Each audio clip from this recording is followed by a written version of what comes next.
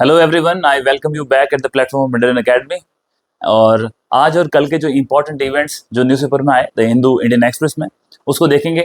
और जब ये न्यूज़पेपर में पढ़ रहा था तो कुछ चीज़ें मैंने नोटिस की कि जो लास्ट ईयर का 2024 का हमारा आरएस का प्रीलिम्स हुआ था, जो इस साल आपके फैब में हुआ, और इसी के अलावा जो हमारा 25 मई को यूपीएससी का प्री हुआ, उसमें से कुछ क्वेश्चंस डायरेक्टली पूछे गए और वो क्वेश्चंस आज की जो न्यूज़पेपर पढ़ रहा था उसके अंदर से आए।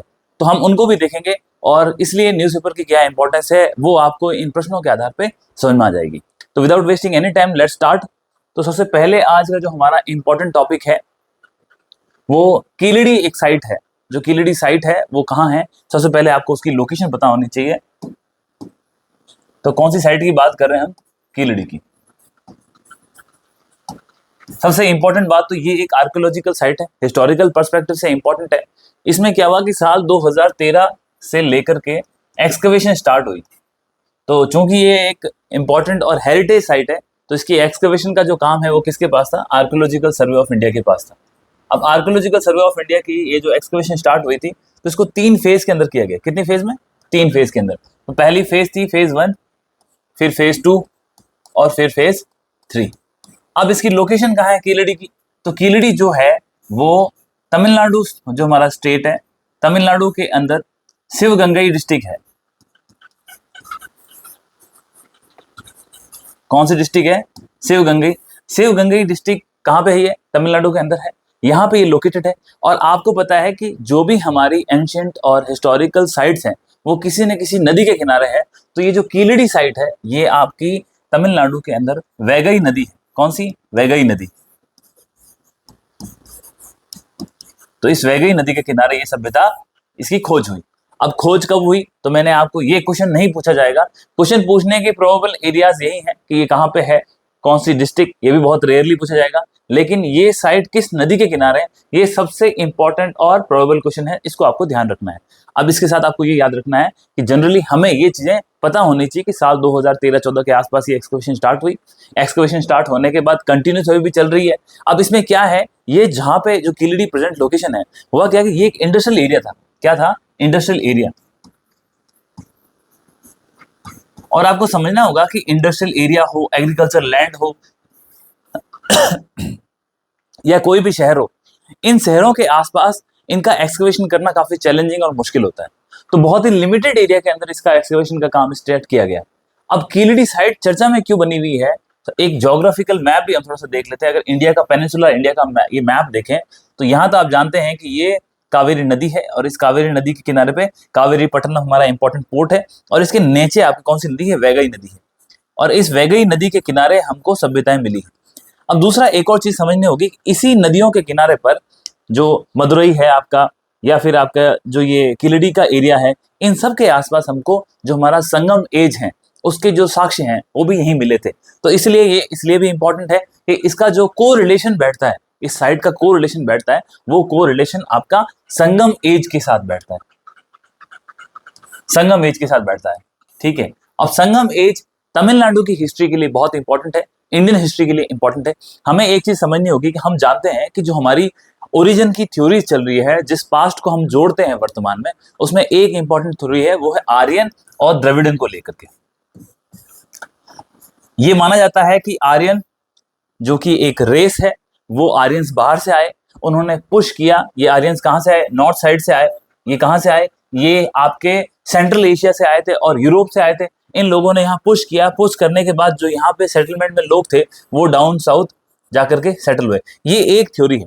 जबकि दूसरी थ्योरी क्या बोलती है कि जो द्रविडन्स हैं वो द्रविडन्स इंडिया के एब ओरिजिनल्स हैं, ओरिजिनल ट्राइब्स हैं, ये यहाँ पे पहले से रहते थे। और अब जिस प्रकार के साक्ष्य हमको संगम एज में मिले, जिस प्रकार के साक्ष्य हमको कीलड़ी की एक्सकवेशन में मिले, तो ये एक्सकवेशन ये दिखाती है कि ये ना सिर्फ रूरल सेटलमेंट थे, बल्कि ये जो यहाँ पे जो सभ्यताएं थी वो अर्बन सेटलमेंट है। अब कंट्रोवर्सी यहाँ पे ये हो रखी है कि यहाँ पे क्या था, जो आर्कियोलॉजिकल सर्वे ऑफ इंडिया को एक्सकवेशन का काम ये कर रहे थे, तो इसमें जो सबसे इंपॉर्टेंट जो प्रोमिनेंट इसके जो इसके एक्सकवेटर थे वो थे मिस्टर रामकृष्ण। अब ये मिस्टर रामकृष्ण ने लगभग 950 पेज की अपनी जो फेज 1 और फेज 2 इसकी एक्सकवेशन कराई थी लगभग 2017 तक। और ये जो एक्सकवेशन कराने के बाद इन्होंने अपनी रिपोर्ट सबमिट करी। जब इन्होंने अपनी रिपोर्ट सबमिट की तो कुछ इंपॉर्टेंट इन्होंने फैक्ट बताए। तो फेज 1 और फेज 2 की रिपोर्ट के बेस पे इन्होंने क्या बोला, रामेश्वर रामकृष्ण जो हमारे इंपॉर्टेंट प्रोफेसर हैं, इन्होंने ये बताया, आर्कियोलॉजिस्ट है, इन्होंने ये बोला कि ये पाया गया कि ये जो किलड़ी के आसपास का एरिया था वो एक अर्बन सेटलमेंट था।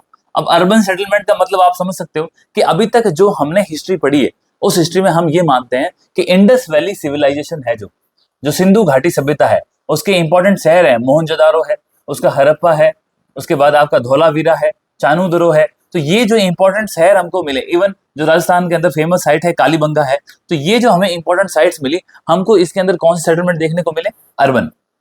हालांकि जो कालीबंगा जैसी सभ्यताएं हैं वहां पे हमको कई लेयर्स के अंदर सेटलमेंट दिखे, तो नीचे हमको रूरल के मिले, फिर उसके मेच्योरिटी के मिले, तो उसके बाद उसके डिक्लाइन के मिले। हालांकि एक ही जगह पर आपको 3-3 4-4 चरण भी मिलते हैं, लेकिन ये एक एस्टेब्लिश फैक्ट है कि जो सिंधु घाटी सभ्यता थी उसका नेचर कैसा था, शहरीकरण का था, अर्बन का था। और ये चीजें हम हिस्ट्री में पढ़ते हैं, क्यों पढ़ते हैं कि हमें पता है कि वहां पर जिस प्रकार से शहरों का निर्माण किया गया, उसको अपर शहर और डाउन शहर इन्हें बांटा गया, वहां पे जो नालियां थी, उन नालियों का किस प्रकार का ड्रेनेज का सिस्टम बड़ा ही इंप्रूव था, उस नालियों के अंदर ईंटों से बनाई गई थी, और सारी की सारी नालियां जो वहां पे रोडें थी, रोडों के साइड में होती थी, जो रोडें थी वो समकोण में थी। तो ये चीजें दिखाती है, अगर घरों के पास से रोड आ रही है वो संकरी है, मेन रोड है वो चौड़ी है, तो ये कहीं ना कहीं हमको अर्बन सेटलमेंट के साक्ष्य देते हैं। और यही सवाल कई बार हमारे मेन से पूछा जाता है कि किस प्रकार से आज भी वर्तमान कंटेक्स्ट में जो हमारी ये इंडस वैली सिविलाइजेशन है वो किस प्रकार से कंटिन्यू चल रही है। तो हम आज भी जैसे हमारे जैसे शहर देखें आप, जयपुर है, उसके बाद दिल्ली है, या फिर आपका चंडीगढ़ है, ये सारी प्लान सिटीज है। तो कहीं ना कहीं हमने जो इंडस वैली सिविलाइजेशन से जो चीजें हमने सीखी वो कहीं ना कहीं आज भी हमारी लाइफ का पार्ट है। तो ऐसा नहीं है कि कंप्लीट आईवीसी थी वो अर्बन थी, लेकिन ये दिखाता है कि ये इसका मैच्योर स्टेज था जब ये अर्बन थी। अब जो तमिलनाडु के अंदर एक्सकवेशन हुई तो कीलड़ी ये दिखाती है कि ये ना सिर्फ अर्बन सेटलमेंट था, बल्कि इसके अलावा इसके कहीं ना कहीं रिलेशन हमको इंडस वैली सिविलाइजेशन से दिखाई देते हैं। कैसे दिखाई देते हैं, यहाँ पे इनको कुछ आर्टिफैक्ट्स मिले हैं, उन आर्टिफैक्ट्स के ऊपर जो कार्विंग्स है, जो काम हो रखा है, उसमें जो लिपि या जो अक्षर बने हुए हैं, उनकी कहीं ना कहीं सिमिलैरिटी आईवीसी में मिलती है। अब ये मिलने से अब ना तो इसको आप डिसाइफर कर पाए हो और ना ही आईवीसी को डिसाइफर कर। अब तमिलनाडु एक ऐसा राज्य है जो हमेशा से अपने कल्चर, अपने हेरिटेज को लेकर के चर्चा में रहा है, और इसके लिए वो प्राउड भी फील करता है। और अपनी तमिल लैंग्वेज के लिए जो कंट्रोवर्सी आजादी के बाद से वर्तमान तक बनी हुई है, 3 लैंग्वेज फॉर्मूला वगैरह, तो वो हम जानते हैं। अब तमिलनाडु का इसमें भारत सरकार से लेकर के जो हमारी गवर्नमेंट ऑफ इंडिया है उसको लेके विरोधाभास है। विरोधाभास क्यों है? फर्स्ट और सेकंड फेज की रिपोर्ट के अंदर क्या बताया गया, इसमें बताया गया कि देखो ये कहीं ना कहीं अर्बन सेटलमेंट है, इसका आईवीसी से लेना देना है, और सबसे इंपॉर्टेंट ये जो प्रोफेसर रामकृष्ण साहब इन्होंने ये भी बोला कि इसमें कहीं भी ऐसा नहीं लिखता कि ये कोई धार्मिक सभ्यता थी, यानी कि इसका जो नेचर था वो धर्मनिरपेक्ष या सेक्युलर था। ये इंपॉर्टेंट बात है जो निकल गई। अब इसमें क्या हुआ, तमिलनाडु ने अपने आप को इसके लिए प्रेस किया कि बोला संगम एज के तहत जो हमारा इतिहास था बड़ा ही गौरवान्वित था। अब गवर्नमेंट ऑफ इंडिया ने, जो आर्कियोलॉजिकल सर्वे ऑफ इंडिया है, इन्होंने बोला है कि जो हमने फेज 3 का एक्सकवेशन किया साल 2017 के बाद से कंटिन्यूस अभी चल रहा है, बोला इसमें हमको ऐसी कंटिन्यूटी नहीं दिखाई देती है कि जैसे पहले आपको पकी हुई ईंटें दिखाई दे रही है कीलड़ी में, वो अब वर्तमान के अंदर कच्ची ईंटों में बदल रही है। तो उनका ये मानना है कि हमें ऐसी कंटिन्यूटी नहीं दिखाती। तो उन्होंने प्रोफेसर रामकृष्ण साहब, जो आर्कियोलॉजिस्ट रामकृष्ण जी, उनको बोला कि आप अपनी जो रिपोर्ट है इसको दोबारा से रिव्यू करो, रीसबमिट करो। तो उन्होंने इसको रिव्यू और रीसबमिट नहीं किया, क्योंकि उन्होंने बोला मेरा जो डाटा है वो साइंटिफिक बेसिस पे है, मैं इसको दोबारा से नहीं देखूंगा। बल्कि उन्होंने इस संदर्भ में तमिलनाडु गवर्नमेंट का सपोर्ट भी प्राप्त किया है। अब ये मुद्दा कहीं ना कहीं पॉलिटिक्स से इन्वॉल्व है, पॉलिटिक्स को हम साइड में रखते हैं, लेकिन आपको दूसरा चीज ध्यान रखोगे, जो तमिलनाडु के सीएम है एमके स्टालिन, उन्होंने घोषणा करी है लगभग $1 मिलियन, अगर कोई व्यक्ति यदि इस इंडस वैली सिविलाइजेशन की स्क्रिप्ट को डिसाइफर करता है तो इतना पैसा उसको दिया जाएगा। 1 मिलियन इक्वल टू 10 लाख, और 10 लाख को लगभग आज के एक्सचेंज रेट 80 रुपए 85 रुपए से आप मल्टीप्लाई कर दो तो करीब करीब 90 लाख, 80 से 90 लाख रुपए उस व्यक्ति को दिए जाएंगे तमिलनाडु की गवर्नमेंट से। तो तमिलनाडु की गवर्नमेंट आईवीसी को डिसाइफर करने के लिए इंटरेस्ट क्यों ले रही है? क्योंकि आईवीसी की डिसाइफरमेंट में कहीं ना कहीं उनकी जो कीलड़ी साइट है वहां के जो डिसाइफरमेंट का लिंक कहीं ना कहीं एस्टेब्लिश हो सकता है, जिससे तमिलनाडु का जो खुद का इतिहास है वो गौरवान्वित। तो हमारे लिए जो इंपॉर्टेंट चीजें थी वो कौन सी इससे कंट्रोवर्सी रिलेटेड है वो इसे हमने देख ली। ओके, अब बढ़ते हैं नेक्स्ट न्यूज की तरफ। नेक्स्ट न्यूज अभी रिसेंटली क्या है, जो हमारा वर्ल्ड इकोनॉमिक फोरम है उसने ग्लोबल जेंडर गैप रिपोर्ट निकाली। तो रिपोर्ट का नाम क्या है आपका? Global gender gap. अब इसके कुछ बेसिक फैक्ट्स देखेंगे सबसे पहले, क्योंकि अभी ये फर्स्ट हैंड इंफॉर्मेशन है। ग्लोबल जेंडर गैप रिपोर्ट आई है, किसने निकाली है? तो ये निकाली आपकी वर्ल्ड इकोनॉमिक फोरम ने। तो कौन निकालता है इसको? World economic forum. अब हुआ क्या है, इंडिया की जो रैंक थी उस रैंक में थोड़ा सा डिक्लाइन आया है। भारत की रैंक पहले कितनी थी? 129 थी लास्ट ईयर, और अब कितनी हो गई है? 131 हो गई है। 2 रैंक का हमारा इसमें डिक्लाइन है। ये आप नंबर इंप्रूव देख रहे हैं ना, इंप्रूव का मतलब है कि हमारी पोजीशन डिक्लाइन। तो टोटल जो 148 कंट्रीज थी जिसके तहत इसकी ये रैंकिंग निकाली गई। तो क्लियर है, ये हो गया आपको। तो ये 2025 का डाटा हो गया, ये 2024 का डाटा हो गया, और ये 2025 का डाटा हो गया। ये तो बेसिक फैक्ट है। तो अब ये क्यों हमें पता होना चाहिए, उसके लिए सबसे पहले एक काम करते हैं, हम थोड़ा सा प्रीवियस ईयर को क्वेश्चंस को देखना बहुत जरूरी होता है, क्योंकि वो हमारे लिए गाइडिंग पाथ का काम करता है। तो देखो आप, ये लास्ट ईयर RS 2024 का प्री का एग्जाम जो इस साल 25 में हुआ था फैब के अंदर, तो आप उसके अंदर ये क्वेश्चन पूछा गया। ये विश्व खुशहाली रिपोर्ट है, यानी कि वर्ल्ड हैप्पीनेस रिपोर्ट है।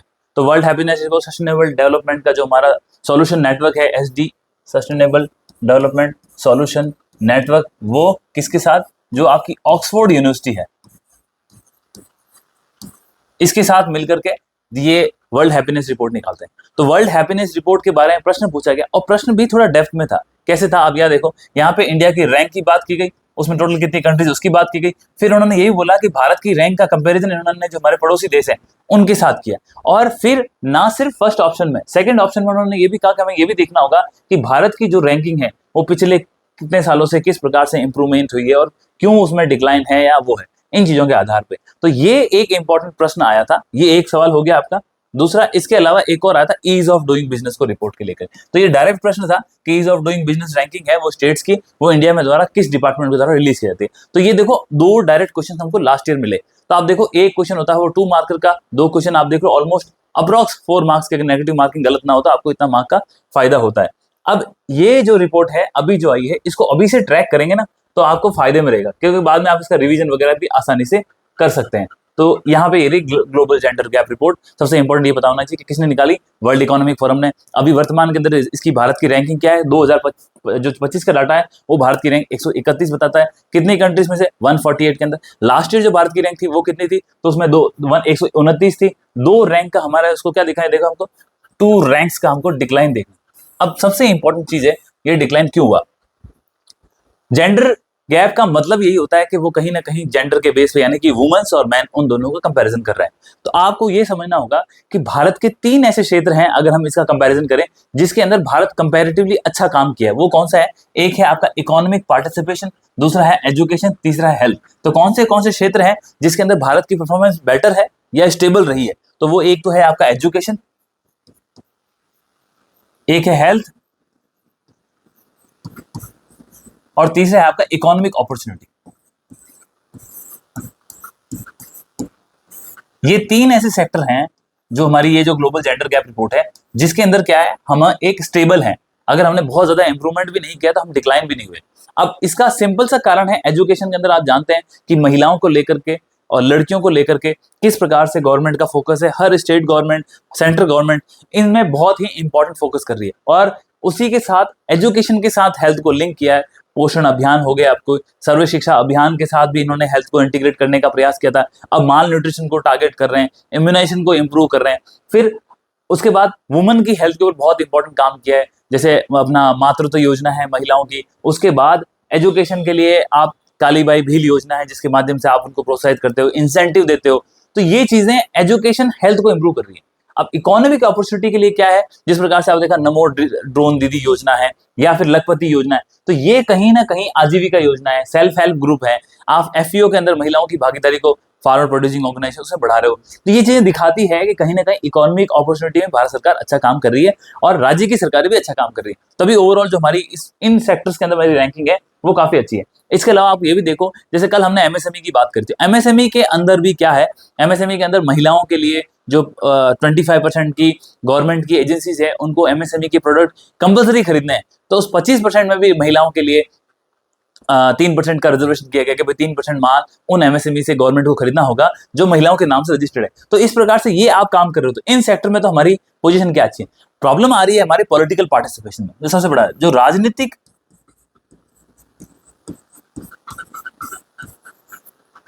राजनीतिक पार्टिसिपेशन है महिलाओं का, वो हमारे लिए एक इंपॉर्टेंट थोड़ा सा तकलीफ दे, और यही एक मेन रीजन था जिस कारण से हमारी रैंक में डिक्लाइन हुआ। अब हो सकता है आप देखो, अगर क्रिटिकली इवेलुएट करोगे तो उसके लिए हम जो नारी शक्ति वंदन अधिनियम 2024 का लेके आए, उसको हमने एक्ट के साथ पारित कर दिया, तो वो 33% रिजर्वेशन देता है महिलाओं को, ना सिर्फ सेंट्रल लेजिस्लेशन में यानी कि लोकसभा और उसके अंदर, बल्कि ये राज्य की जो विधानसभा है वहां भी देता है। और पंचायती राज में तो ऑलरेडी हम 33% लेके आए थे, जिसमें अलग अलग स्टेट ने उसको 50% भी किया है। तो महिलाओं का हमको वहां पे वुमेन एम्पावरमेंट देखने को मिला है, पॉलिटिकल पार्टिसिपेशन देखने को मिला है, तो वो एक अलग चीज है। लेकिन आज की तारीख में जो 2025 का इवैल्यूएशन हुआ है, उसमें बोला गया है कि राजनीतिक पार्टिसिपेशन महिलाओं का वो हमें कम देखने को मिला। अब ये कैसे देखने को मिला था, देखो 2024 और 2025 का ही कंपैरिजन कर रहे हैं, तो यहाँ इन्होंने क्लियरली मेंशन किया कि यदि आप 2024 देखेंगे और 2025 देखेंगे, तो हम जानते हैं कि जहां हमारे यहाँ पे जनरल इलेक्शन हुए और Narendra Modi ji 3rd time prime minister elect हुए, तो सबसे इंपॉर्टेंट बात यह है कि 2025 के अंदर जो महिलाओं का पार्टिसिपेशन है वो कितना है, कि आज हमारे पास 74 एमपीज हैं, जो कौन है, महिलाएं हैं, जबकि 2024 में 76 मेंबर ऑफ पार्लियामेंट थी, वो महिलाएं थी। ये तो एक बात होगी, लेकिन इससे इंपॉर्टेंट है, ये तो हो गया उनका पार्टिसिपेशन। अब इसके साथ कितने लोगों को मंत्रिमंडल में जगह मिली, कितनी महिलाओं को मंत्रिमंडल में स्थान मिला, तो यदि आप 2024 में देखें तो करीब करीब ये 6.5% के आसपास था, तो इस साल ये घट के 5.5% के आसपास हो गया है। और इसके अलावा जो वुमेन का पार्टिसिपेशन है ना, यानी 76 सीट, ये करीब करीब 13% के आसपास लास्ट ईयर था। 13.7% ये वुमेन्स का पार्टिसिपेशन था, किसमें, आपके 2024 के अंदर जो मेंबर ऑफ पार्लियामेंट चुन के महिलाएं आई, जबकि ये इस साल कितना हो गया आपका, 14 था लास्ट ईयर, इस साल घट के ये 13 हो गया है।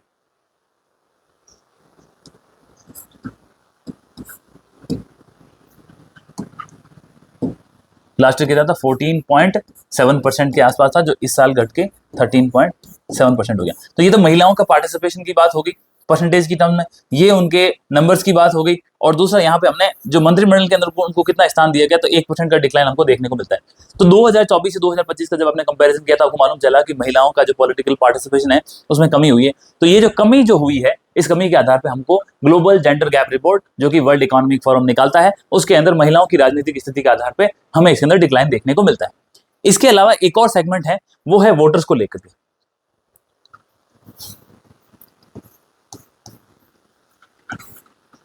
यदि आप 1960s की बात करें, तो उस वक्त करीब करीब जो ये ग्लोबल जेंडर गैप रिपोर्ट थी ना, इसके अंदर हमें करीब करीब 17% का गैप दिखाई दे। 17% का गैप इन द सेंस, जो आपके मेल वोटर थे और जो आपकी फीमेल वोटर्स थी, इन दोनों के बीच में जो अंतर था, वो अंतर कितना था, 17%।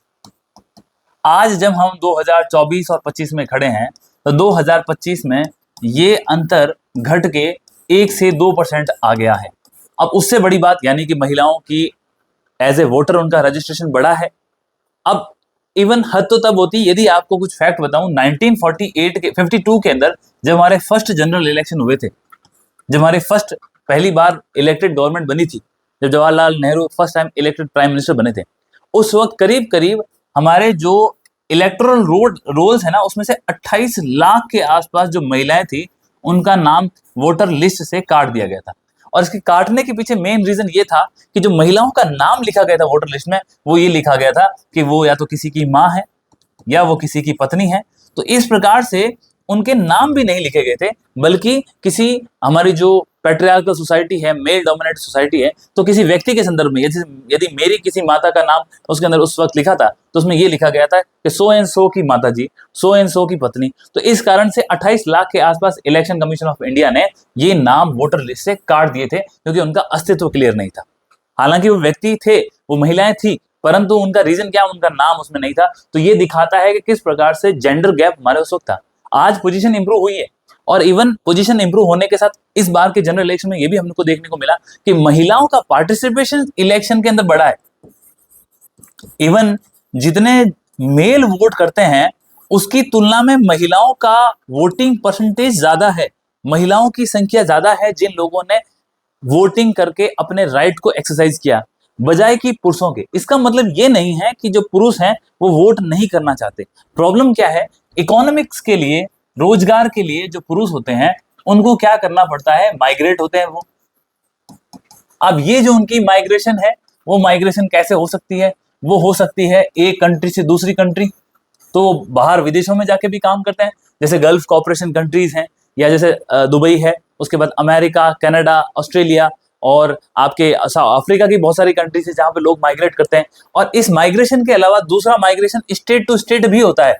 जैसे आप देखो, जो बीमारू स्टेट की संज्ञा दी गई थी, बिहार, उसके बाद आपका उड़ीसा, फिर हमारे राजस्थान भी एक तरह से एक इस टाइम पे बीमारू स्टेट था। तो यहाँ से लोगों ने माइग्रेट किया है, और माइग्रेट कहाँ गए, जैसे गुजरात है, महाराष्ट्र है, तमिलनाडु है, आंध्र प्रदेश है। तो ये जो वेल ऑफ स्टेट है जिनकी जीडीपी अच्छी है, तो इन लोगों ने यहाँ से माइग्रेशन किया। अब ये माइग्रेशन के कारण क्या होता है कि ये अपने वोटिंग राइट को एक्सरसाइज नहीं कर पाते हैं। इसीलिए आपने देखा कि इलेक्शन कमीशन ऑफ इंडिया ने बहुत सारी योजनाएं लाई है जिसके तहत ये माइग्रेंट्स को भी वोट देने का अधिकार दे रही है। तो ये कहीं ना कहीं उन लोगों को दोबारा से इलेक्शन में वोटिंग प्रोसेस में लाने का एक इलेक्शन कमीशन ऑफ इंडिया का प्रोसेस है, जो उसकी मूल ड्यूटीज भी है। और इसके अलावा ना सिर्फ माइग्रेशन, बल्कि क्या होता है, कई बार पुरुष जो होते हैं इलेक्शन के दौरान भी उनको कहीं ना कहीं अपने किसी फैमिली ओकेजन के कारण, पर्पस के कारण छुट्टी मिलती है, कि ज्यादातर जो मेल हैं वो ऑक्यूपाइड होते हैं, तो वो उस छुट्टी का उपयोग इलेक्शन में वोट देने की बजाय कहीं ना कहीं अपने किसी निजी कार्य करने में जाते हैं। तो ये भी एक मेन रीजन है कि ऐसा होता है। जबकि महिलाएं पीछे घर पर रहती है तो उनका एकीकरण होता है और वो वोटिंग परसेंट बढ़ाता है। और इसका साक्ष्य ये भी है कि जिस प्रकार से अभी आपने देखा होगा, विभिन्न प्रकार की गवर्नमेंट्स ने अभी रिसेंटली जैसे इलेक्शंस हुए, कहाँ भारत के आम चुनाव हुए, उसमें दिल्ली के चुनाव हुए विधानसभा के, उसमें महाराष्ट्र के चुनाव हुआ, उसमें इन चुनावों में एक चीज हमको कॉमन देखने को मिली, और वो ये थी कि जो योजनाएं, इन जो हमारी एक फ्री बीज और वेलफेयर राज्य के बीच में डिस्कशन भी चला, तो वो जो इन योजनाएं जितने भी मैनिफेस्टो के अंदर इन्होंने दिखाया, उसमें इन्होंने क्या टारगेट किया, इन्होंने टारगेट किसको किया है, महिलाओं को। अब महिलाओं को टारगेट करने के माध्यम से ये उनको फाइनेंशियल इंसेंटिव दे रहे हैं। दिल्ली के अंदर जैसे बोला गया था, हर महिला को एक हम लमसम अमाउंट देंगे। उसके बाद भारत सरकार ने भी महिलाओं को एक कम्युनिटी तरीके से टारगेट करने का प्रयास किया। तो ये दिखाता है कि कहीं ना कहीं वुमेन्स का वोट के अंदर पार्टिसिपेशन बढ़ा है।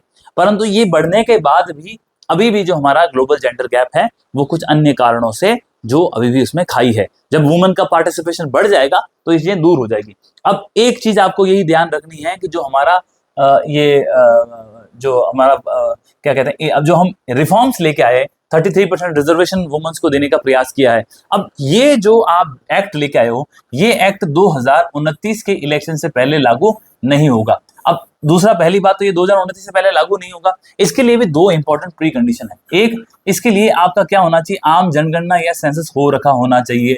तो सेंसस होगा तब उसके बाद आप इनको दे सकते हो। सेंसस के साथ एक इंपॉर्टेंट चीज ये भी है कि आपका जो डीलिमिटेशन है ये भी हो रखा होना चाहिए। अब ये दो इंपॉर्टेंट चीजें, डीलिमिटेशन और सेंसस के होने के बाद ही जो नारी शक्ति वंदन अधिनियम है, इसकी जो शर्तें हैं वो लागू होगी। दूसरा एक इंपॉर्टेंट फैक्ट जो लोगों को जनरली नहीं पता है, स्टूडेंट्स को, जो नारी शक्ति वंदन अधिनियम आया था, इसके अंदर एक प्रोविजन है कि ये जो अधिनियम है वो 15 साल के लिए ही लागू है। कितने साल के लिए? 15 साल के लिए। हो सकता है 15 साल के बाद एक्सटेंड कर दें, लेकिन जब आपने इसको 15 साल के लिए लागू किया है, ये आप इसका क्रिटिकल इवैल्यूएशन में भी लिख सकते हो, क्योंकि जब 15 साल लागू होगा तो होगा क्या, अब 15 साल आपने लागू तो कर दिया साल 2024 से, अब इसके बाद इलेक्शन होने की संभावना कब है? 2029 में हो सकती है, और उसके बाद 2034 में हो सकता है। इस ड्यूरेशन में ये 15 साल क्या हो जाएंगे? खत्म हो जाएंगे। तो इफेक्टिवली दो ही चुनाव के अंदर वुमेन रिजर्वेशन महिलाओं को मिल सकेगा। अब जब दो बार मिलेगा, और उसके अंदर भी अभी भी संशय है कि क्या 2029 का जो चुनाव है उसके अंदर महिलाओं को नारी शक्ति वंदन अधिनियम का रिजर्वेशन का फायदा मिलेगा। रीजन बीइंग कि क्या उससे पहले सैंक्शन, सेंसस और डीलिमिटेशन दोनों कार्रवाई होगी या नहीं होगी। यदि ये दोनों कार्रवाई होती है तो प्रोबेबिलिटी बनती है, अदरवाइज ये वैसे के वैसे काम अटक जाएगा। अब सबसे बड़ी बात, एक और चैलेंज ये भी है कि आपने 33% रिजर्वेशन दे दिया। रिजर्वेशन देने के बाद पार्टी जो क्या करेगी, मेंबर ऑफ पार्लियामेंट के चुनाव के अंदर या फिर आपके एमएलए के चुनाव के अंदर आप महिलाओं को रिजर्वेशन दे दोगे। महिलाओं को रिजर्वेशन देके उनके रिप्रेजेंटेटिव बढ़ जाएंगे, चुन के महिलाएं भी ज्यादा आ जाएगी। परंतु सबसे बड़ा चैलेंज ये है कि जब आपकी महिलाएं लोकसभा और विधानसभा पहुंच जाएगी, तो क्या आप उनको मंत्रिमंडल में उतना स्थान देंगे? ये एक इसका क्रिटिकल पॉइंट है। क्यों? आज वर्तमान परिप्रेक्ष्य में देखो प्रॉब्लम क्या हो रही है। आज हमने क्या बोला कि लोकसभा के अंदर, अब ये हमारी 18th लोकसभा है, 17th लोकसभा के अंदर महिलाएं कितनी थी? 14.7% एमपीज थी, करीब करीब 76 थी। उन 76% 14.7% में से आपने 6.5% महिलाओं को ही क्या दिया? आपने मंत्रिमंडल में जगह दी। जबकि 18th लोकसभा के अंदर 13.7% जो महिलाएं हैं वो आज क्या है? मेंबर ऑफ पार्लियामेंट है, जो करीब करीब 74 है। इसमें से आपने 5.5% महिलाओं को ही क्या दिया? मंत्रिमंडल का पद दिया। तो और उसके अंदर भी निर्मला सीतारमन जी को छोड़ के कोई भी ऐसी महिला नहीं है जिसके पास कोई कैबिनेट का मेन पोर्टफोलियो हो। तो ये कहीं ना कहीं दिखाता है कि जेंडर गैप तो एक्टिवली है, और उस जेंडर गैप को सरकार कैसे फिल करती है। तो हालांकि आपने वुमेन रिजर्वेशन दिया है, वुमेन रिजर्वेशन को लागू करना, इफेक्टिवली लागू करना और उसको लेटर और स्पिरिट के साथ पालन करना एक बड़ा चैलेंज है। अब एक और चीज ध्यान रखना आपको, भारत के स्टेट के परिप्रेक्ष्य में देखें तो भारत के स्टेट के, तो यहाँ छत्तीसगढ़ राज्य है। छत्तीसगढ़ राज्य के अंदर आज करीब करीब 18% जो आपकी एमएलएज हैं वो महिलाएं हैं। आप सुनना, उसके बाद यहाँ जो आपका हिमालय के नीचे हिमाचल प्रदेश है, हिमाचल प्रदेश राज्य के अंदर सिर्फ और सिर्फ एक महिला है, वो आपकी वुमेन एमएलए है। इवन मिजोरम जैसे राज्य हैं जहां पे वुमेन्स की पोजीशन काफी अच्छी है, वहां पे कोई भी महिला है वो एमएलए नहीं है। तो मैंने आपको नॉर्थ ईस्ट और नॉर्थ ईस्ट तीनों में एक 3 राज्यों का आपको एग्जाम्पल दिया। यहाँ हमने हिमाचल प्रदेश की बात करी, यहाँ हमने छत्तीसगढ़ की बात करी और यहाँ हमने मिजोरम की बात करी। इन तीनों राज्यों में आप देखो, एक जगह 18% एमएलए है, एक जगह सिर्फ एक एमएलए है और एक जगह कोई एमएलए नहीं है। तो ये भारत के अंदर भी अलग अलग राज्यों में इतनी डाइवर्सिटी दिखाता है। और ओवरऑल यदि इंडियन स्टेट के अंदर जो हमारी भारत की विधानसभाएं हैं, उन विधानसभाओं में करीब करीब 9% ही ऐसी महिलाएं हैं जिनके पास क्या है? जो आपकी एमएलए है। तो ये दिखाता है कि हम कितने पीछे हैं, जबकि विश्व का यदि एवरेज देखा जाए तो वो करीब करीब 22% के आसपास बैठता है। इवन जो ब्रिक्स कंट्रीज है, ब्राजील है, तो वहां पे तो ये आपको परसेंटेज कम से कम 26% के आसपास देखने को मिलता है, महिलाओं का जो रिप्रेजेंटेशन है वहां की पार्लियामेंट के अंदर। जबकि भारत के अंदर ये परसेंटेज कितना है? 14%, 13% के आसपास है। तो ये हमारे लिए कुछ चैलेंज है। अब इतना सारा डाटा, ये बिल्कुल एग्जाम ओरिएंटेड है, इसको आप किस तरह से याद कर सकते हैं, इसको प्रैक्टिस करें, स्क्रीनशॉट लें और इनको नोट डाउन कर लें, ताकि इस डाटा को जब आप यूज करेंगे तो आपके आंसर्स चाहे वर्बल हो चाहे आपके रिटन हो तो वो बड़े ही वेटेज के साथ लिखते हैं। तो ये इसीलिए इस रिपोर्ट को थोड़ा सा थॉरोली देखना जरूरत था, क्योंकि अगर हम थॉरोली नहीं देखते तो शायद हमारे कंसेप्ट और क्लियर नहीं होते। तो ये इंपॉर्टेंट टॉपिक था। ये थी क्या आपकी ग्लोबल जेंडर गैप रिपोर्ट की बात करी, किसने निकाली? वर्ल्ड इकोनॉमिक फ्रेमवर्क ने निकाली। हमारी पोजीशन क्या है वर्तमान के अंदर? तो वर्तमान के अंदर हमारी रैंक 131 है आउट ऑफ 148 कंट्रीज। 2024 के अंदर 129 रैंक थी, वो भी 148 कंट्रीज के अंदर। कुछ इंपॉर्टेंट सबसे ग्रे एरिया हमारा कौन सा है? वो है हमारा वुमेन का पॉलिटिकल पार्टिसिपेशन। उसके अंदर हमने उनके एमएलएस, एमपीज और वोटर, इन 3 सेगमेंट में बांट के हमने उसका क्रिटिकल इवैल्यूएशन किया और बातों को देखा। अब प्रीलिम्स में सवाल आए तो आपको ये याद रखना है कि अगर पूछ ले कि भाई ये रैंकिंग, ये बहुत इंपॉर्टेंट रिपोर्ट है जिसे डायरेक्ट पहले भी सवाल पूछे गए हैं, थोड़ा सा इस बार आपको हमें और ज्यादा इसे फोकस करने की जरूरत है। लेटेस्ट रिपोर्ट है, 2025 की रिपोर्ट है, तो इसकी इंपॉर्टेंस और ज्यादा बढ़ जाती है। और इवन जिनका यूपीएससी का मेंस का एग्जाम है, मुझे लगता है उनके लिए तो ये सबसे इंपॉर्टेंट चीज है, जो एक कहीं ना कहीं सोशल इश्यू को भी हमें दिखाता है और हमारा पॉलिटी के अंदर इंपॉर्टेंट जो वुमेन का पार्टिसिपेशन है उसको भी दिखाता है। तो वहां आपको ध्यान देने की जरूरत है। इंटरव्यू में भी इससे बातें पूछी जा सकती है, तो ये तो करंट में चल रहा है, तो आपको चीजों को ध्यान रखना होगा। ठीक है, अब बढ़ते हैं नेक्स्ट टॉपिक की तरफ। नेक्स्ट टॉपिक बहुत इंपॉर्टेंट एक टॉपिक है, वो है एक तो हमारा बायोडीजल को लेकर के, और नीचे जो हमारा टॉपिक है वो है आपका डिजिटल फॉसिल माइनिंग क्या होती है,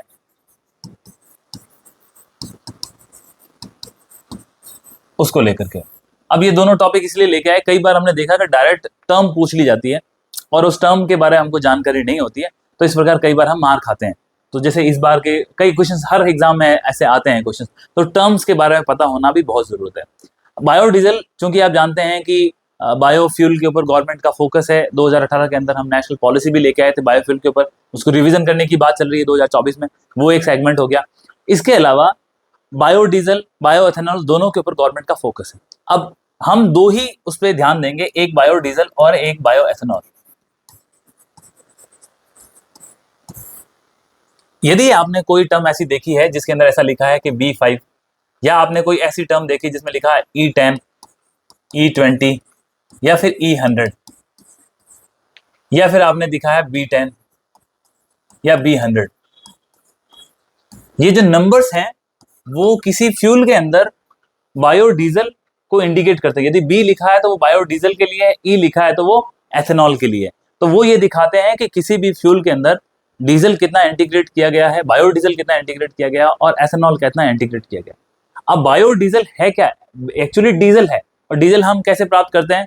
ये प्राप्त करते हैं हम क्रूड ऑयल के फिल्ट्रेशन के माध्यम से। जो कच्चा तेल होता है उसमें जो पेट्रोलियम का उसका रिफाइनिंग का प्रोसेस होता है, उस रिफाइनिंग के प्रोसेस में हमको डीजल प्राप्त होता है और उसी में हमको पेट्रोल प्राप्त होता है। बायोडीजल में क्या करते हो आप? डीजल के साथ कुछ बायो प्रोडक्ट का इस्तेमाल करते हुए, जो आपको उन प्रोडक्ट से ऑयल मिलता है, उन ऑयल का इस्तेमाल करते आप बायोडीजल बनाते हो। अब ये जो 5 लिखा है, 10 लिखा है, ये 100 लिखा है, ये दिखाता है कि उस डीजल के अंदर बायो प्रोडक्ट कितने हैं और बायो प्रोडक्ट का ऑयल का जो उसके अंदर मिक्सचर किया गया वो कितना है। जबकि एथेनॉल के साथ क्या है, इसमें बायो एथेनॉल मतलब आप पेट्रोल के साथ एथेनॉल को मिक्स करते हो। अब इस पेट्रोल में कितना एथेनॉल मिक्स किया है वो ये परसेंटेज दिखाता है। यानी यदि E10 है तो E10 क्या दिखाता है कि आपने 10%, 90% आपका पेट्रोल है और 10% आपका एथेनॉल है। E20 दिखाता है 20% आपका पेट्रोल है और 80% आपका 80% पेट्रोल है और 20% एथेनॉल है। जबकि यदि E100 होगा, इसका मतलब क्या है? कंप्लीटली प्योर एथेनॉल है। अब इसके हिसाब से क्या होता है, आप सबसे बड़ा हमारा जो इसका उद्देश्य है वो क्या कर रहे हो आप? हमारी जो एक तो आप जानते हैं कि ऑयल के ऊपर डिपेंडेंस बहुत ज्यादा है। कौन से ऑयल के ऊपर? क्रूड ऑयल पे। भारत जो अपनी आवश्यकता है, उन आवश्यकताओं का लगभग 85% जो कच्चा तेल है वो बाहर से आयात करता है। तो इस आयात में आज के टाइम पे रशिया बहुत इंपॉर्टेंट तरीके से प्रोग्रेस किया है। जहां एक समय पे हम 3 से 4% रशिया से कच्चा तेल लेते हैं, तो वो आज परसेंटेज बढ़ के लगभग 30 से 35% हो गया। अब बाकी जो कच्चा तेल है वो कहां से आता है? गल्फ कंट्री से, GCC गल्फ कॉर्पोरेशन कंट्री से आता है। वहां से हमारा तेल आता है, वो आपका स्ट्रेट ऑफ हॉर्मुज और पर्शियन गल्फ से आता है, जहां पे अभी जियोपॉलिटिकल टेंशन चल रही है, जिस कारण से थोड़ा सा वो असमंजस की स्थिति है कि कहीं कच्चे तेल के भाव ना बढ़ जाए। कच्चे तेल के भाव बढ़ने से भारत की जो इकोनॉमी है उसके ऊपर नेगेटिव प्रभाव पड़ता है, क्योंकि हम टोटली ऑयल डिपेंडेंट कंट्री है। अब इसको रिड्यूस करने के लिए ही हम क्या लेके आए थे?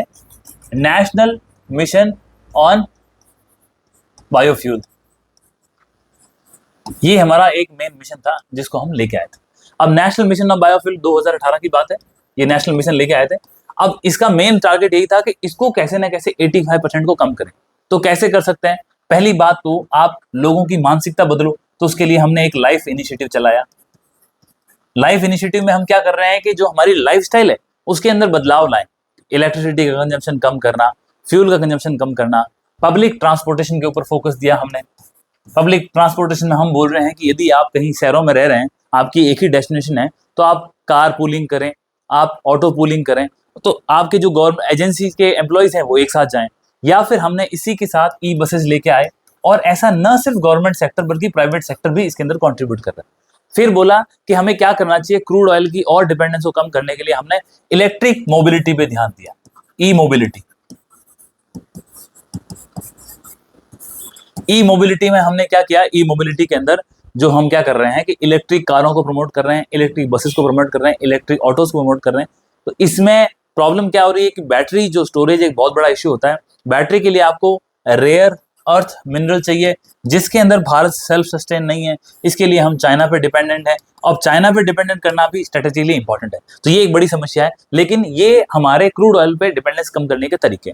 फिर आपने काम क्या किया, जैसे मैंने बताया आपको, नेशनल मिशन लेके आए ताकि हम बायोडीजल, बायो एथेनॉल, इन पे काम करें।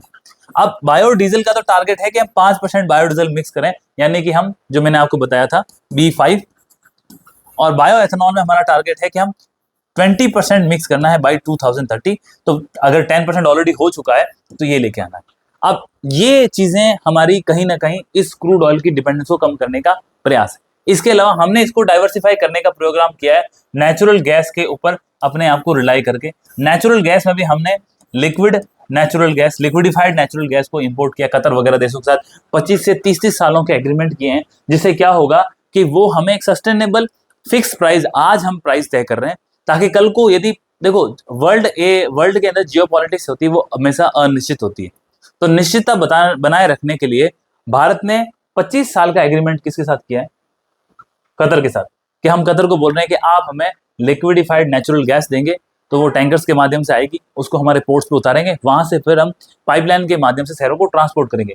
तो ये नेचुरल गैस बेसिकली मीथेन है, इसी मीथेन को आप इसमें लिक्विडिफाइड करके मंगवाते हो, फिर उसको आप दोबारा से उसका गैसिफिकेशन करते हो और फिर उसको यूज करते हैं। तो ये भी हमारा क्रूड ऑयल को डाइवर्सिफाई करने का एक तरीका है। और अब जो बाकी क्रूड भी आप खरीदते हो उसको भी हम डाइवर्सिफाई कर रहे हैं। अब हम क्या कर रहे हैं इसके अंदर, यूएसए जैसे राष्ट्र हैं उनसे भी हम जो है कच्चे तेल को लेने का प्रयास कर रहे हैं, और या फिर गैस को लेने का प्रयास कर रहे हैं, क्योंकि आपको पता है यूएसए के अंदर शेल गैस बहुत हैवी प्रोडक्शन है और शेल गैस यूएसए हमको कम दामों में दे सकता है। प्रॉब्लम यूएसए के साथ ये है कि हमारे ट्रांसपोर्टेशन कॉस्ट वहां से ज्यादा है। मिडिल ईस्ट भारत के बहुत नजदीक पड़ता है तो ट्रांसपोर्टेशन का खर्चा कम आता है, यूएसए बहुत दूर है तो ट्रांसपोर्टेशन का खर्चा ज्यादा होता है। अब यूएसए से आप क्यों खरीदना चाहते हो इतना दूर होने के बाद? तो आपको ये समझना होगा कि रिसेंटली आपने देखा होगा कि डोनाल्ड ट्रंप ने भारत के ऊपर टैरिफ्स लगाए, और उनका मेन मुद्दा यही था कि देखो भारत और अमेरिका के मध्य जो व्यापार का घाटा है, जो ट्रेड डेफिसिट है वो ज्यादा है, क्योंकि यूएसए के साथ करीब करीब हमारा 50 बिलियन के आसपास, $50 बिलियन के आसपास ट्रेड डेफिसिट है। तो इस ट्रेड डेफिसिट को फिलफिल करने के लिए भारत क्या कर सकता है? यूएसए को बोल सकता है ठीक है हम आपसे गैस खरीदेंगे, तेल खरीदेंगे, लेकिन आप हमें थोड़ी सी कम कीमत पे दो। यूएसए इसके लिए तैयार भी होगा, और भारत के लिए फायदा क्या होगा, जो आपका एक कहीं कंसंट्रेट हो गया, जैसे गल्फ कॉर्पोरेशन से हमारा जो पर्शियन गल्फ से 65% के आसपास आपका तेल आता है, उसके अंदर गिरावट होगी, तो हमारी जो हम जियो स्ट्रेटेजिकली एक वल्नरेबल कंट्री है उसमें थोड़ी सी स्टेबिलिटी आ सकती है। तो इस प्रकार से ये बायो एथेनॉल, बायोडीजल इसका इंपॉर्टेंट पार्ट है। आर्टिकल क्या बता रहा था हमें? ये आर्टिकल ये बताता है कि आप जानते हैं कि हम आपने जेट्रोपा का नाम सुना होगा। जेट्रोपा एक प्लांट है, और ये एक ऐसा प्लांट है जो कि बहुत ही कम पानी के अंदर रेगिस्तान में या बैरन लैंड में आप इसको उगा सकते हो। और जेट्रोपा के जो बीज होते हैं या सीड होते हैं, इन सीड से, इनके सीड्स जैसे अरंडी के सीड देखें उसी प्रकार के सीड्स होते हैं, और इसके सीड से लगभग आप 30% जो क्या प्राप्त कर सकते हो, बायो ऑयल प्राप्त कर सकते हो। और इस बायो ऑयल को आप डीजल के साथ कल्मिनेट करके जो हमारा B5 है उसको हासिल कर सकते हो। अब यहाँ पे जो हमारे राइटर हैं डी बाला सुब्रमण्यन साहब, काफी एक्सपर्ट हैं इस फील्ड के, उनका ये कहना है कि हमें एक कंसेप्ट को याद रखना होगा, और वो कंसेप्ट साल 1998 के अंदर किसने दिया था? ये दिया था आपके पॉल एनेस्टा और जॉन वार्नर ने। तो इन्होंने बोला था कि 12 प्रिंसिपल होते हैं, किसके 12 प्रिंसिपल होते हैं आपके, ये जो ग्रीन केमिकल के, किस केमिकल के? ग्रीन केमिकल के।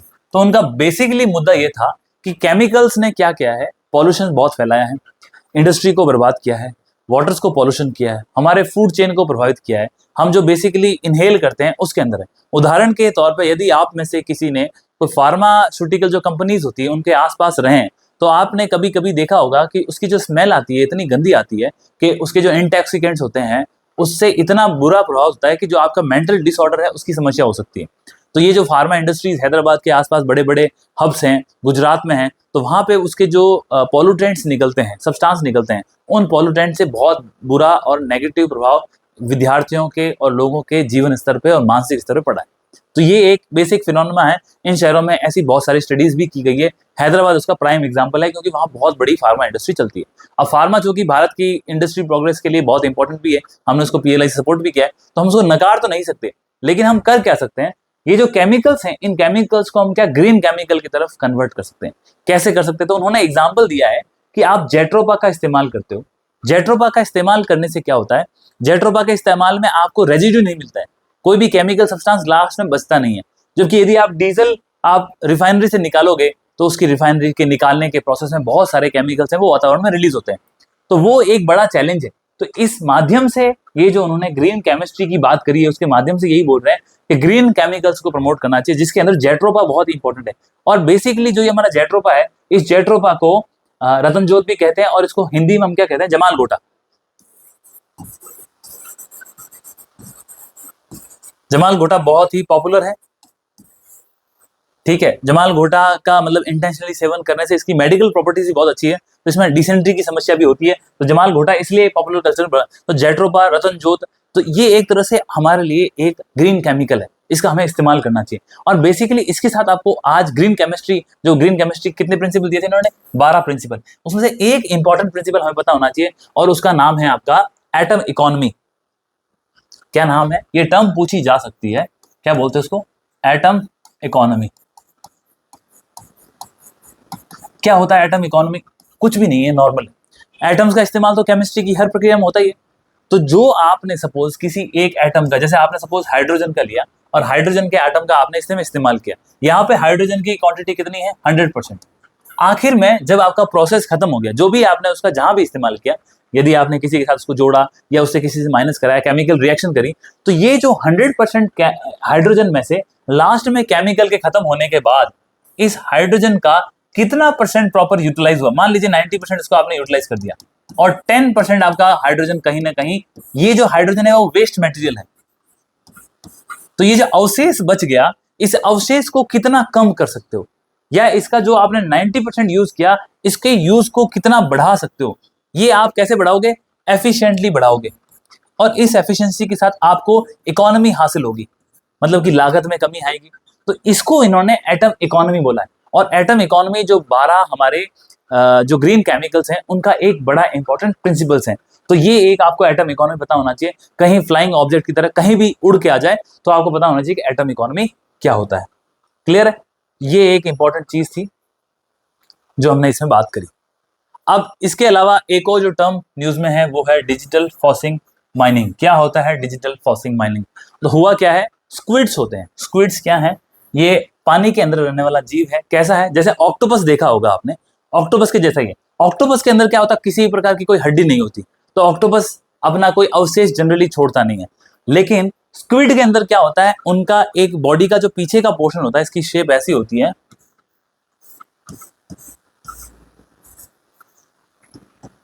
ये है, ऐसी शेप है। तो अब देखो पीछे का पोर्शन तो आपको ऑक्टोपस के जैसा ही दिख रहा है, ऑक्टोपस के विंग्स निकले तो वैसे ही, लेकिन इस पोर्शन में कहीं ना कहीं उसके थोड़ा सा आपके कैल्शियम वगैरह होता है। तो वो कैल्शियम क्या करता है, जो उसकी थोड़ी हड्डियों के अवशेष होते हैं ना, तो वो आपको फॉसिल बनाते हैं। अब वो जो फॉसिल है, स्क्विड के फॉसिल, ये पानी में ही रहता है, तो सेडिमेंट्री रॉक के अंदर धीरे धीरे लेयर्स बन के जम जाती है। अब प्रॉब्लम क्या है, एक तो छोटा है और इसके इवेल्युएशन से हमें ओशन के इवेल्युएशन वगैरह की स्टडीज में हेल्प मिलती है। अब इसको हमें इवेल्युएट करने के लिए बेसिकली जो हम पहले जो हम फॉसिल इस्तेमाल करते थे उसमें क्या करते हैं, आपको डायग्राम के माध्यम से बताता हूं मैं। देखो ये देखो आप, ये तो है डिजिटल फॉसिल माइनिंग। क्या है ये? Digital fossil mining. पहले क्या करते थे हम, नॉर्मल हम फॉसिल की माइनिंग करते थे, डिजिटल उसमें कुछ नहीं था। इसमें होता क्या था, फॉसिल माइनिंग के अंदर पहले क्या होता था, आप रॉक्स को तोड़ते थे, रॉक को तोड़ने के बाद उसमें से कैसे न कैसे जो आपका सब्सटेंस है उसको निकालने, उसका डायमेंशन वगैरह लेकर के मेजर करते थे। उससे आपको मालूम चलता था कि उसकी फिर कार्बन डेटिंग करते कितनी एज है, क्या है। अब डिजिटल फॉसिल माइनिंग में क्या कर रहे हो, सपोज जैसे एक रॉक है, आपने क्या किया, इस रॉक का, ये कंप्लीट एक रॉक दिखा रखा है, इस रॉक का आपने क्या किया, यहाँ पे इस रॉक को आपने पहले ऊपर से हल्का सा छीला, जिसको छीलने को हम क्या कहते हैं, ग्राइंडिंग। जैसे ही आपने ग्राइंडिंग किया, ऊपर की लेयर साफ होगी, फिर आपने हाई रेजोल्यूशन कैमरास की मदद से उसकी एक बढ़िया सी हाई रेजोल्यूशन की इमेज बनाई। जैसे ये आप दिख रहे हैं, कैमरा लगा हुआ है, ये इसकी इमेज बना रहा है। अब इमेज क्या कर रहा है, वो धीरे धीरे हर लेयर की इमेज बना रहा है। ये आपको अलग अलग लेयर्स दिख रही है। अब ये अलग अलग लेयर्स की इमेज बन गई। इमेज बनने के बाद ये लोग क्या करते हैं, जो उसके अंदर फॉसिल्स हैं, आपको दिख रहे हैं ये फॉसिल, ये फॉसिल है, ये फॉसिल है, इसका वो 3D डायग्राम बनाते हैं। 3D डायग्राम से आपको 3 साइड्स मिल जाती है, आप उसको मेजर कर सकते हो, उसकी साइज कितनी है, विड्थ कितनी है। तो उन्होंने उसी स्केल्स को इनलार्ज कर दिया, किससे, डिजिटल माध्यम से। और दूसरा क्या है, अब उस रॉक को आपने ज्यादा डिसइंटीग्रेट भी नहीं किया, उसको आपने नुकसान भी नहीं पहुंचाया, फ्यूचर के अंदर स्टडी भी कर सकते हैं। तो जैसे ये पूरी रॉक है, इस रॉक का इन्होंने ये इतना पोर्शन लिया और इसी हल्के हल्के पोर्शन को इन्होंने डिजिटल इमेजिंग के माध्यम से बहुत बड़ा बड़ा बना दिया। अब इससे क्या हो रहा है, एक आपको 3D डायग्राम्स मिल रहे हैं, किस फॉर्म में मिल रहे हैं, डिजिटल फॉर्म में। तो बहुत सारे स्टूडेंट इसका वाइड यूज करते हैं एट ए सेम टाइम। जबकि पहले क्या होता था, एक ही फॉसिल होता था, तो उसके अवशेष किसी को, बहुत इंपॉर्टेंट इंस्टीट्यूट्स को बहुत कम मात्रा में दिए जाते थे, तो उसकी जो क्वांटिटी थी वो भी सफिशिएंट नहीं होती थी। तो जो रिसर्च एंड डेवलपमेंट का काम था उसमें बड़ी बाधाएं आती थी। जब आपने इसको डिजिटलाइज कर दिया तो तो सेम अवशेष को बहुत सारे स्टूडेंट अपने अपने पर्सपेक्टिव से उस पर रिसर्च कर सकते हैं, आपको आउटकम बेटर मिलेंगे। और इसीलिए हमको डिजिटल फॉसिल माइनिंग टर्म, जिसको मैंने डायग्राम समझाया, इसके बारे में अच्छे से पता होना चाहिए। इसमें और ज्यादा कुछ 19-20 नहीं है, ये डायग्राम इसलिए दिया ताकि आप समझ जाएं क्या है। हो गया क्लियर आपके सामने, ये चीजें हो गई क्लियर। दूसरा, हमने इसकी बात करी थी, एक बार देख ही लो, जो हमारी नेशनल बायोफ्यूल पॉलिसी 2018 की बात करी थी, तो इसके अंदर हमने बायोफ्यूल की बात करी। तो इसके अंदर हमारा बेसिक एम क्या था कि आप 2G एथेनॉल बायो रिफाइनरी, चलो मैं आपको एक बार उसकी स्टेज भी बता देता हूँ। 1G 2G 3G 4G, आपने ये स्टेजेस भी सुनी होगी।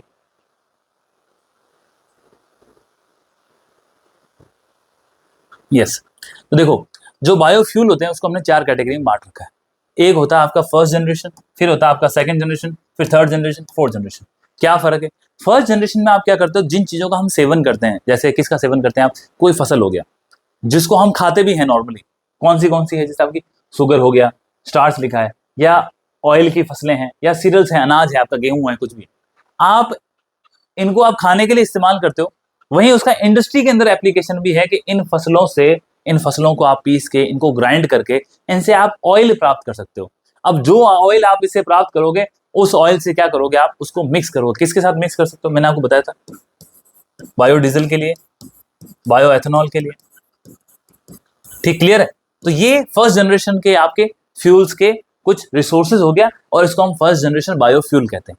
सेकेंड जनरेशन बायोफ्यूल में क्या होता है, अब धीरे धीरे समझदारी आई, हमने सोचा कि यार हमारे देश के अंदर ऑलरेडी भुखमरी है, हम नेशनल फूड सिक्योरिटी एक्ट के तहत करीब करीब 80 करोड़ लोगों को हम खाना खिलाते हैं।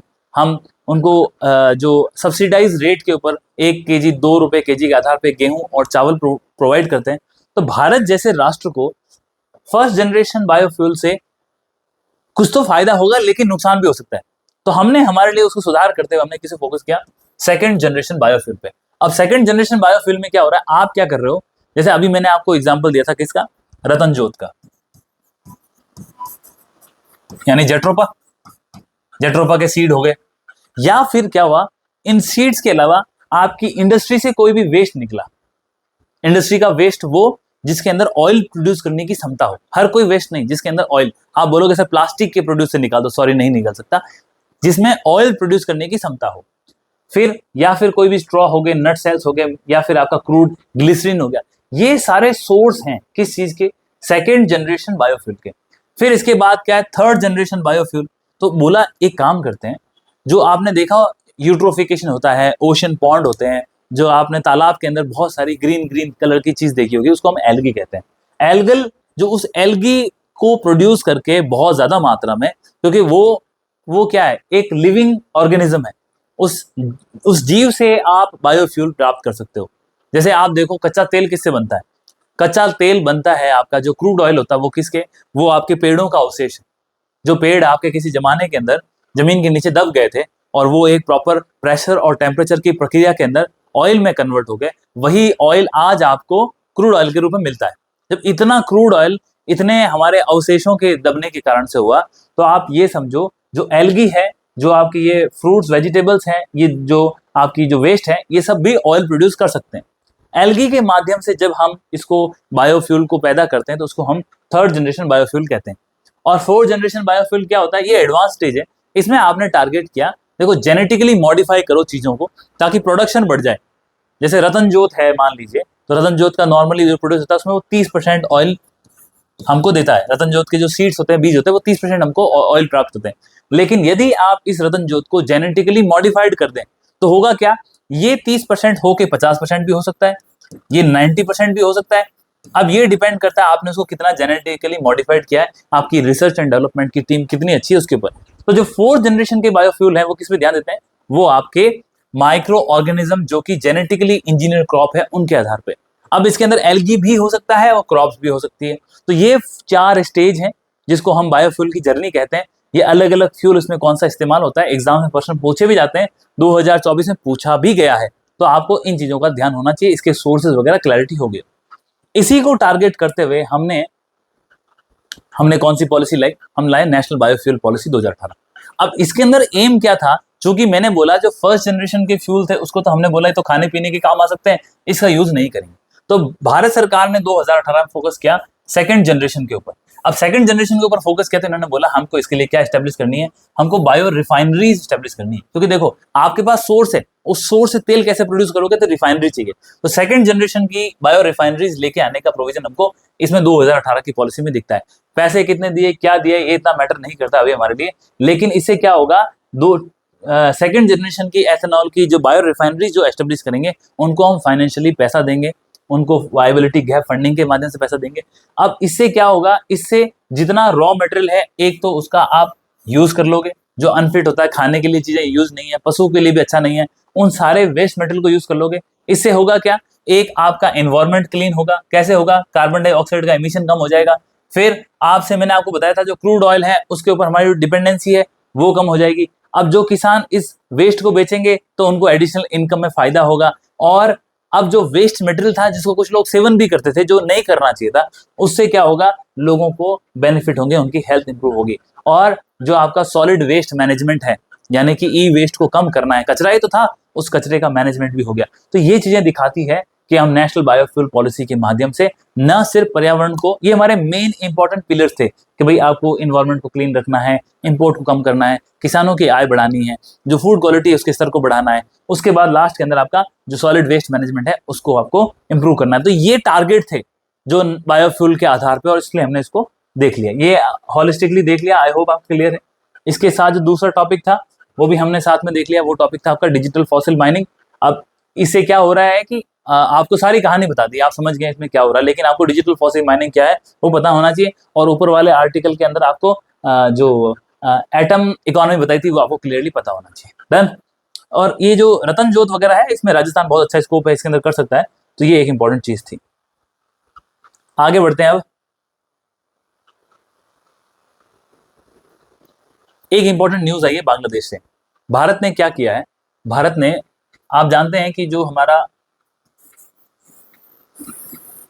तो ये हमारा वेस्ट बंगाल है, ये बांग्लादेश है, ये डेल्टा रीजन है। अब इस डेल्टा रीजन के अंदर क्या हो रहा है, यहां पे जूट का प्रोडक्शन बहुत अच्छा होता है। जो आपने बोरी देखी होगी गेहूं वगैरह के, जिसको हम नॉर्मली कहते हैं, जो बोरे होते हैं वो जूट से बने होते हैं। तो अब जूट का प्रोडक्शन यहाँ क्यों अच्छा होता है, क्योंकि जूट को बहुत ज्यादा पानी चाहिए। जब जूट की फसल पानी के अंदर खड़ी रहती है ना तो उसका प्रोडक्शन अच्छा होता है। तो ये जूट का प्रोडक्शन बांग्लादेश में बहुत अच्छा होता है। भारत ने क्या किया है, भारत ने पहले बांग्लादेश को बोला था, बांग्लादेश क्या करता है, इस जूट के प्रोडक्शन को बढ़ाता है। कैसे बढ़ाता है, वो सब्सिडीज प्रोवाइड करता है। और चूंकि आप जानते हैं भारत और बांग्लादेश के रिश्ते अच्छे थे, तो जूट का कच्चा माल और इसके बने प्रोडक्ट भारत में बहुत आते थे। इससे जो लोकल हमारी सप्लाई चेन थी, लोकल हमारे जो प्रोड्यूसर थे, उन्होंने भारत सरकार से कई बार बोला कि देखो इससे नुकसान हो रहा है, इसको कम किया जाए। तो काफी कोशिश करी लेकिन असर नहीं पड़ा। अब भारत ने डिसाइड किया है कि जो जूट बांग्लादेश से आ रहा है उस पर हम कंप्लीट बैन लगाते हैं। कैसे, पहले भारत ने इंपोर्ट ड्यूटी लगाई थी, लेकिन अब बोला है कि कहीं भी किसी माध्यम से लैंड हो, चाहे आपका जमीन हो, किसी भी रास्ते से बांग्लादेश का जूट भारत में नहीं आएगा। अब क्यों ऐसा किया, इसके स्ट्रैटेजी रीजन भी है। आपको एक और चीज समझनी होगी कि यहाँ जो नेपाल है उसके पास भी बांग्लादेश से जूट जाता है, भूटान में भी जाता है। तो भारत ने बोला है कि बांग्लादेश, नेपाल और भूटान को जूट बेच सकता है, हमें उसमें कोई ऐतराज नहीं है, लेकिन किसी भी प्रकार से जो नेपाल और बांग्लादेश को जूट जाएगा वो भारत में वापस नहीं आना चाहिए। क्या होता है, कई बार ऐसे ही होता है, चाइना क्या करता है, चाइना डायरेक्टली, अगर हमने मान लो चाइना के किसी प्रोडक्ट के ऊपर एंटी डंपिंग ड्यूटी लगा दी, क्या लगाते हैं, एंटी डंपिंग ड्यूटी, मतलब आप हमारे यहाँ पे कहीं भी उस माल को नहीं उतारोगे, और कैसे नहीं उतारोगे तो हम क्या करते हैं, उसके लिए ड्यूटी लगा देते हैं, तो उसकी कॉस्ट बढ़ जाती है। उसकी जब कॉस्ट बढ़ जाएगी तो भारत वाले वो खरीदेंगे ना जो अगर भारत में सस्ता है। अब जूट के साथ भी ऐसा किया, लेकिन वहां इतनी सब्सिडी है कि फिर भी वो जूट भारत में जो पैदा होता है उस जूट से सस्ता पड़ता है, इवन ट्रांसपोर्टेशन की कॉस्ट लगने के बाद भी। अब यहाँ पे ये जो कहानी हुई, इस कहानी के बाद क्या हुआ, चाइना क्या करता है, कोशिश करता है फिर भी माल हमारे यहाँ तीसरे राष्ट्रों से भेजे, म्यांमार से भेजता है, इंडोनेशिया से भेजता है, वियतनाम से भेजता है। भारत ने ये इंश्योर किया कि जो आपका नेपाल और भूटान उसके माध्यम से ना आए। अब ये तो लगा दिया, अब लगाया क्यों, सबसे इंपॉर्टेंट रीजन वो है। तो आपको रिसेंटली पता होगा कि जो बांग्लादेश के प्राइम मिनिस्टर हैं मोहम्मद यूनुस, कार्यवाहक हैं ये, क्योंकि अनइलेक्टेड बने हैं। तो ये जो हमारा चिकन नेक कॉरिडोर है, करीब करीब इसकी 25 किलोमीटर की विड्थ है, इस बार एग्जाम में भी आया था। तो ये जो चिकन नेक कॉरिडोर है इसके ऊपर उन्होंने एक स्टेटमेंट दिया था चाइना में जाकर के कि भारत का नॉर्थ ईस्ट वल्नरेबल है, क्योंकि जो उसका चिकन नेक का कॉरिडोर है, उस चिकन नेक के कॉरिडोर को यदि हम डेवलप करें तो कहीं ना कहीं उनका इंडिकेशन था कि चाइना को वो इन्वाइट कर रहे थे कि बांग्लादेश में आओ, यहाँ कहीं बांग्लादेश की जो टेरिटरी है वहां पे अपनी आप कोई चीज एस्टेब्लिश करो। अब चाइना यहाँ पे कोई बनाएगा तो आप सोचो क्यों बनाएगा, उसको क्या फायदा है? एक ही फायदा है, वो भारत की जो स्ट्रेटेजिक ऑटोनॉमी उसको डिस्टर्ब करेगा। कैसे करेगा? वो यहाँ पे कुछ एस्टेब्लिश करेगा चिकन नेक के बगल में, और चिकन नेक चूंकि बहुत छोटा गलियारा है तो वो उसकी जो सिक्योरिटी है उसको थ्रेटन करता है, जैसे ईरान स्ट्रेट ऑफ हॉर्मुज की सिक्योरिटी को हैंडल करता है और बाकी देश थ्रेटन करते हैं, तो ये चीज होती है। सेम आप देखो, जैसे काराकोरम पाई के पास से इन्होंने चाइना पाकिस्तान इकोनॉमिक कॉरिडोर निकाला, और ना सिर्फ निकाला बल्कि जो बेल्ट एंड रोड इनिशिएटिव है चाइना का, उसका इसको ब्रांड बताया कि ये तो इसका मेन पिलर है। आप समझ रहे हो? तो इससे ये होता है कि, और ये निकल कहां से रहा है? भारत के जो Jammu and Kashmir union territory है, जो हमारी लेह लद्दाख यूनियन टेरिटरी है, वहां से निकलता है। तो भारत की जो सोवरेनिटी है, सार्वभौमिकता है, उसको ये चैलेंज करता है। तो इसीलिए कहीं ऐसा दोबारा ना हो, तो भारत ने बांग्लादेश को लेसन सिखाने के लिए कि रुको आप ज्यादा इतना उछलो मत, उसके माध्यम से भारत धीरे धीरे स्टेप उठा रहा है। हालांकि भारत ने बहुत रेडिकल चीजें नहीं उठाई है, क्योंकि अगर रेडिकल उठाता तो भारत नेपाल के माध्यम से जो बिजली जा रही है बांग्लादेश को, उसको रोक सकता था। दूसरा, भारत चाहता तो जो नेपाल और भूटान को जितना माल जाता है उसको बांग्लादेश से रोक सकता था। तो भाई बांग्लादेश को हम नुकसान कर सकते हैं ना, लेकिन कहीं ना कहीं उसे नेपाल और भूटान को नुकसान होता है जो भारत की अच्छे फ्रेंड है। तो इस कारण से भारत ने एक्सट्रीम स्टेप नहीं उठाए, लेकिन मैसेजिंग देना बहुत जरूरी होता था। ये मैसेज देने का प्रयास किया गया है कि अगर आप ऐसा कुछ करोगे तो हमारे पास बहुत सारे तरीके हैं। तो ये एक इंपॉर्टेंट न्यूज थी जो हमें यहाँ पे समझने की आवश्यकता थी।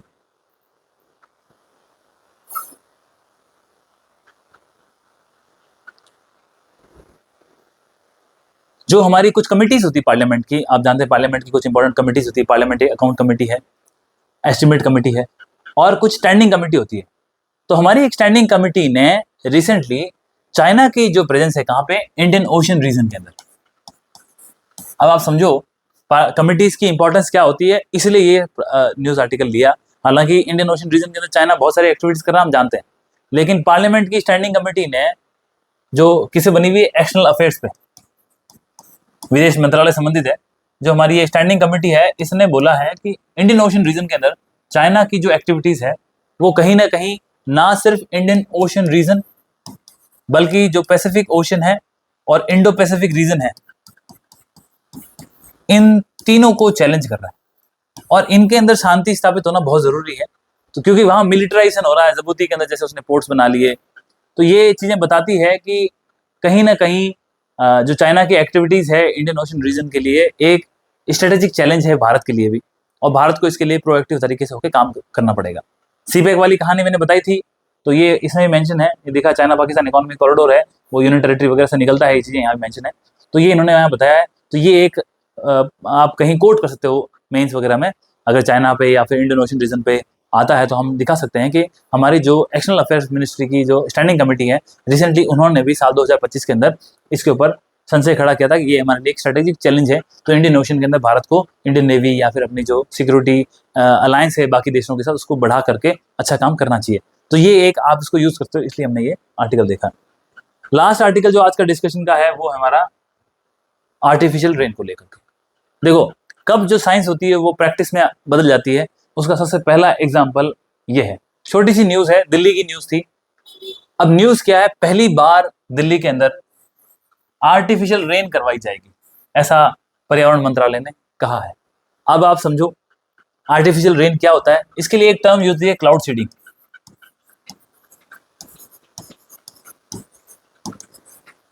क्लाउड सीडिंग क्या है, जैसे ये आपको दिख रहे हैं बादल दिख रहे हैं, अब इसमें क्या होगा, जो बादल है, ये बादल है और ये लैंड है, और ऑलरेडी यहां पे बादल है, ये मॉइस्चर है इसके अंदर। लेकिन चूंकि आप जानते हो कि जब तक कंडेंसेशन प्रॉपर नहीं होता बारिश नहीं हो सकती, तो ये बादल यहां से आए और आगे की तरफ जा रहे हैं। मान लीजिए दिल्ली है आपकी, अब आप चाहते हो उस पर्टिकुलर एरिया में बारिश करना, तो आप क्या करोगे, आप एयरक्राफ्ट लोगे। एयरक्राफ्ट क्या करेंगे, फ्लाइंग करेंगे इस एरिया में, और ये एयरक्राफ्ट इन बादल के ऊपर, इन बादलों के ऊपर ये क्या करेंगे, क्लाउड जो है ना, इनको सीड करेंगे। सीडिंग क्या करेंगे, कुछ केमिकल सब्सटेंस है ये छिड़केंगे इनके ऊपर। ये भी जब केमिकल सब्सटेंस इन बादलों के पानी के साथ मिलेगा, उसका वेट बढ़ाएगा, उसको क्रिस्टलाइज कर देगा, और जो वाटर की ड्रॉपलेट्स हैं वो ड्रॉपलेट्स यहाँ पे ही बरसेगी। अदरवाइज क्या होता है, ये बारिश यहाँ होने नहीं थी, बादल आगे चले जाते, कहीं और जाके बारिश होता है। अब दिल्ली पे ऐसा क्यों हो रहा है, उसका मेन टारगेट तो एक तो ये है, आप जानते हैं कि दिल्ली के अंदर क्या है, पॉल्यूशन बहुत है। पॉल्यूशन को कंट्रोल करने के लिए आपने देखा होगा कई बार सड़कों पर पानी की मॉइस्चर की जो बूंदे हैं उनको छिड़का जाता है, जो एयर पॉल्यूशन है वो कम हो जाए, इसीलिए पानी छिड़का जाता है।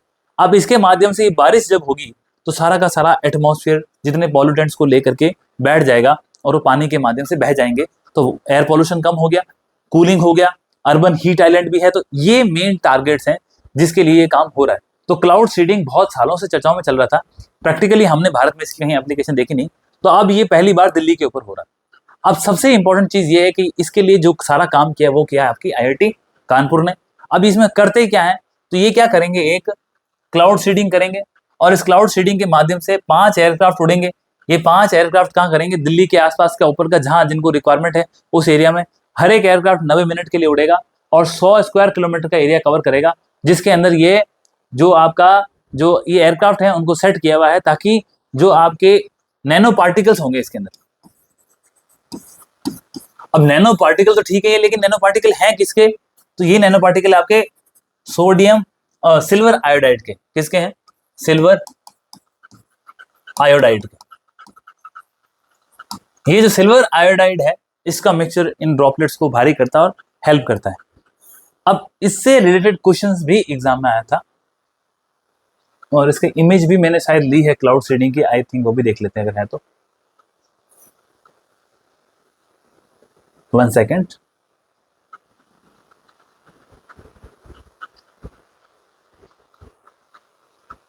यस, कैसे काम करता है ये देखो। 2 प्रकार से आप सिल्वर आयोडाइड को इन बादलों के अंदर मिक्स कर सकते हो। एक तो एयरक्राफ्ट के माध्यम से, जो अभी हम करने वाले हैं।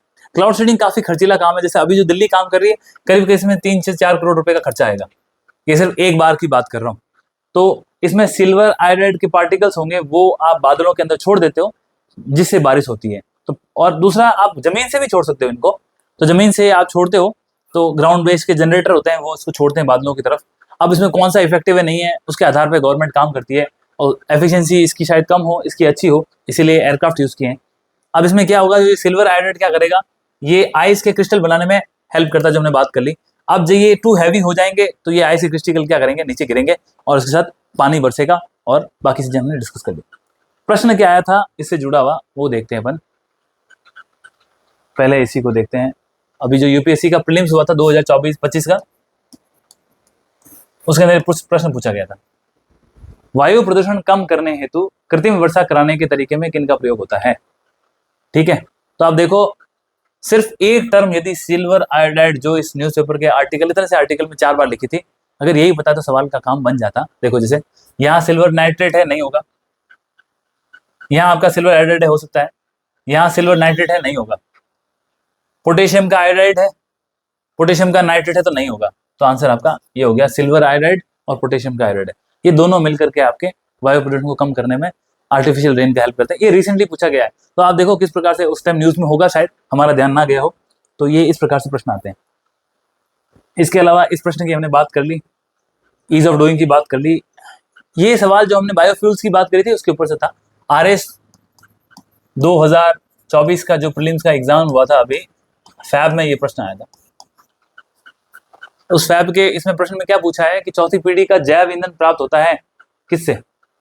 तो इसने बोला है कि जो चौथी पीढ़ी का जैव ईंधन प्राप्त होता है किससे, आनुवंशिक रूप से संशोधित। तो हमने पहले तो यही बोला था कि हमने क्या बोला, first generation, second generation, third generation, fourth generation. तो फर्स्ट जनरेशन हमने क्या बोला था कि ये तो जो आपके सीरियल्स होते हैं, खाने पीने की जो अनाज होता है उससे।